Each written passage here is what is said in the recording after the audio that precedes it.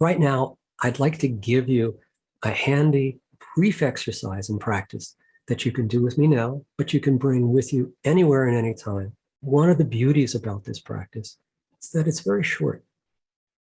This was created by Chris Germer and Kristen Neff. It's called a self-compassion break. Bring up an event in your life that's caused you some stress, not a number 10 on a scale of 0 to 10, a 1 or a 2 or a 3. Something that's caused you a little bit of shame, a little bit of stress. And as you're bringing it up right now,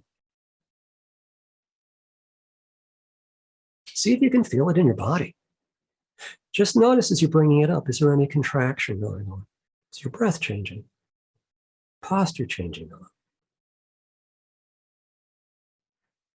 Once you recognize that there's a felt quality of discomfort with this, there's some pain, emotional pain with shame, then the first step is to say to yourself, this is a moment of suffering.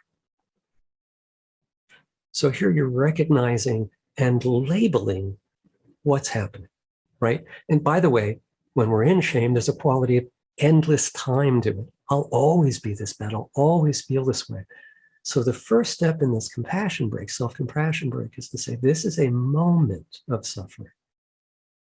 Now, that's an example of mindfulness, being aware of what's occurring and labeling it. But you could also say, this hurts, or ouch, or this is stress, or this sucks.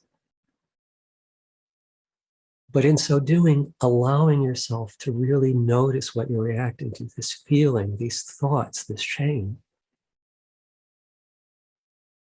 The second piece is connecting with our common humanity. Again, shame isolates us, makes us separate, less than other people, and very, very distanced from them. We say now suffering is a part of life. There is no human that doesn't have suffering or stress. And part of that suffering and stress for every single human being is shame. If you're a trauma survivor, you have a lot of suffering from shame because that's what goes on with trauma and shame. So to be able to say suffering is a part of life, this is common humanity. We all suffer. We all feel bad like this. This is not to say that your suffering is insignificant, but it's to help you see that you're part of the quilt work of humankind. And shame makes us feel like we're an isolate thread that's out in the wind by itself. Other things you could say about suffering as a part of life, you could say alternate things like, other people feel this way. I'm not alone. We all struggle in our lives. Now, this is the next part that we go towards the body. Put one or both hands over your heart.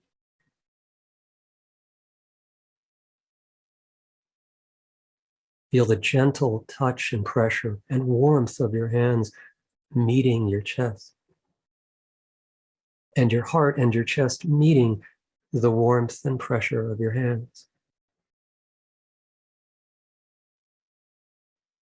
And say to yourself, and this is step 3, may I be kind to myself. May I be kind to myself. You could also ask, what do I need right now? What do I need to hear, to feel? What do I need so that I can express kindness and care to me? You could use your own phrases that speak to you about these qualities. But again, the first step is to notice this is a moment of suffering. This hurts. The second is that this is common humanity. Suffering is a part of our life. Other people feel this way. I'm not alone. And then you make contact. You make contact bringing you back towards the body, not just in the head in the story. Feeling the contact. Not just doing it like a robot, but feeling how the hands meet the body and the body meets the hands. And then, may I be kind to myself. May I give myself the compassion, the caring that I need. May I learn to accept myself as I am. May I forgive myself. And to just notice as you move through this, right? Maybe you even touch back a little bit to that incident that you brought up at the beginning of this exercise. How do you feel about it right now? Does it evoke the same level of contraction? Or does it feel a little bit more spacious?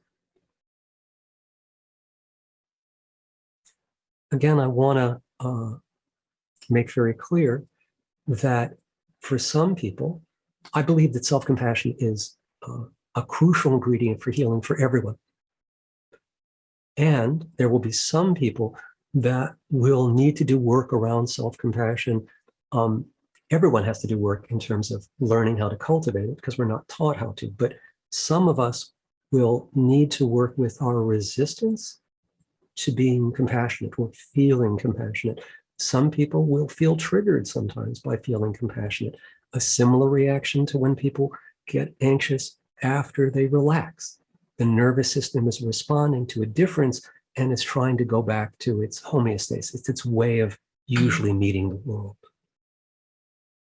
This practice can be done any time of day or night, and it will help you remember to evoke the three aspects of self-compassion when you need it most.